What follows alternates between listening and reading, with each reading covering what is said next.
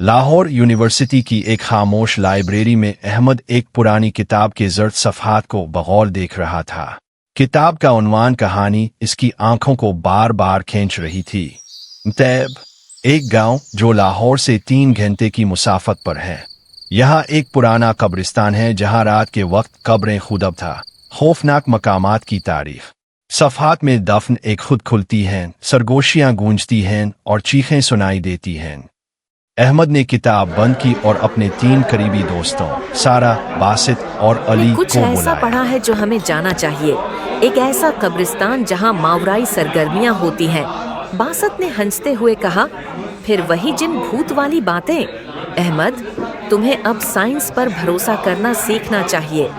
अली ने हंसी में शामिल होते हुए कहा, और अगर वहाँ जिन मिला तो मैं सेल्फी लूंगा। सारा ने संजीदगी से पूछा, क्या वो जगह आज भी मौजूद है? हाँ, और हमें कल वहाँ जाना चाहिए, अहमद ने कहा। अगले दिन चारों दोस्त अहमद की गाड़ी में सवार होकर चुक मेहताब के लिए रवाना हुए। रस्ते भर अली ने लतीफे सुनाए, बासत ने कब्रिस्तानों की साइंसी वजाहतें पेश कीं और सारा हर मोड़ पर तस्वीरें लेती रही। चुक मेहताब में दाखिल होते ही सबने एक अजीब खामोशी महसूस की। लोग घरों के अंदर छुपे हुए थे, खिड़कियों से झांक रहे थे। एक बूढ़े शख्स ने करीब आकर कहा, कब्रिस्तान न जाना बेटा, वो जगह जिंदा नहीं, मुर्दा है, मगर जो वहां जाता है वो भी मुर्दा ही रहता है। अहमद ने शक्र है अदा किया और आगे बढ़ गए। कब्रिस्तान की तरफ जाने वाला रास्ता कच्चा और झाड़ियों से घरा हुआ था। जैसे ही वो मरकजी दरवाजे तक पहुंचे, एक जंग आलूद बोर्ड पर लिखा था, जो आया वापस न जा सका। कब्रिस्तान में कदम रखते ही अजीब सी ठंडक जिस्मों में उतरने लगी। कब्रें बज़ाहिर खामोश थी मगर फिजा में सरगोशियां गूंज रही थी। सारा ने तस्वीरें लेनी शुरू की। अहमद एक कब्र के करीब गया जिस पर सना 1852 लिखा था। अचानक एक सरगोशी सुनाई दी, मदद करो। सब साकित हो गए। अली ने हंसी में दबाया, शायद किसी ने पीछे से कहा होगा, मगर वो आवाज जमीन से आई थी। बासित ने जमीन पर कान लगाकर सुना, कोई अंदर से रू रहा है।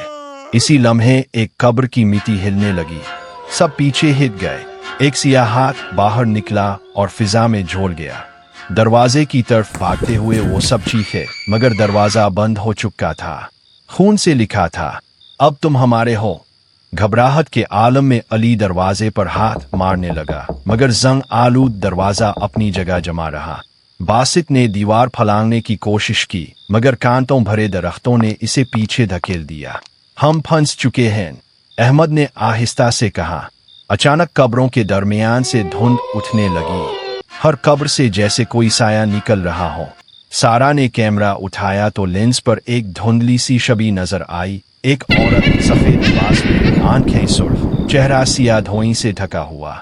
ये किया है? सारा ने लरसती आवाज में कहा। मैंने ये चेहरा पहले कहीं देखा है। किताब में, अहमद चीखा। साए करीब आते जा रहे थे। अली के कदम कांपने लगे। बासित ने साइंसी अंदाज में कुछ समझने की कोशिश की, मगर जैसे जैसे वो करीब आते गए, सबकी अक्ल माऊफ हो गई। फिर अचानक एक साया अली के ऊपर छा गया। वो जमीन पर गिरा, इसकी आंखें पलटने लगे। बाकी तीनों दोस्त इसे खींचकर ले जाने की कोशिश करने लगे। ये साया, ये हमें खत्म करना चाहता है, शायद अपने साथ ले जाना चाहता है, अहमद ने कहा। इसी लम्हे कब्रिस्तान के एक कोने से चीख सुनाई दी, एक औरत की, जैसे वो सदियों से कैद हो और अब आजाद हो रही हो। हमें फौरन इस आवाज के पीछे जाना होगा, सारा ने कहा। सारा, अहमद और बासित चीखते हुए आवाज की समत दौड़े। कब्रिस्तान के आखिरी हिस्से में एक पुरानी मजार नुमा इमारत खड़ी थी, जिस पर खूनी निशान बने हुए थे। अंदर दाखिल होते ही सर्द हवाएं और मिट्टी की बास ने इस्तकबाल किया। एक धुंधली रोशनी में दीवारों पर इंसानी चेहरे उभर रहे थे, जैसे किसी ने जिंदा रूहें कैद कर रखी हो। ये सब किया है? बासित बुड़बुड़ाया। अहमद ने किताब में पढ़ी तफसील याद की। ये कब्रिस्तान एक जनवती सरदार जिलु तारीक की सल्तनत थी, जिसने इंसानों की रूहों को अपने वजूद में कैद कर लिया था। अचानक सारा का कैमरा जमीन पर गिरा और खुद ब खुद तस्वीरें लेने लगा। हर फ्लैश के साथ एक नया साया जाहिर होता गया। सारा की सांस रुकने लगी। हमें यहाँ से निकलना होगा, अहमद ने कहा। अली की आवाज सुनाई दी, जैसे वो दूर कह रहा हो, मुझे बचाओ, मैं जिंदा हूँ। मगर वो आवाज सीधी जमीन से आ रही थी। हर कब्र से सियाह जिन निकलने लगे, जिनकी आंखें अंगारों की तरह दहक रही थी। अहमद ने कुरान की आयत पढ़नी शुरू की, मगर आवाज वापस गूंजने लगी, जैसे हर लफ्ज जन्नत को और ज्यादा बेदार कर रहा हो।